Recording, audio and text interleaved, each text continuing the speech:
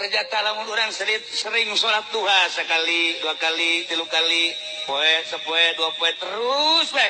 Setelah 40 poe bakal ngarasakeun nikmatna ibadah. Embung nu ngaran teu salat. Sanggeus teu salat embung teu berjamaah. Eta balukar tina salat duha. Bakal dibere ngeunaheun geura ge. Eta geus kapanggih ku wali Allah nu ngaran Syakikil Balqi. Ngeunaheun sacara ternyata tina hasil duha ngawarung, mun ngawarung teh mah jadi lancar ngawarungna.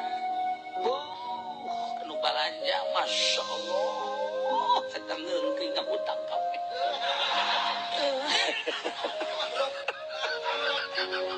Henteu, siapa tuh inget ka bangkrut bae sih.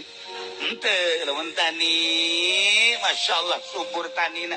Ieu berkat salat duha. Eta nu kos karana teh nama geus biasa, tapi nu istimewana bakal dibere tarkadzulum. Embung urang ngalaksanakeun dosa. Bakal hayang ibadah sebab dibere ngeunaheun.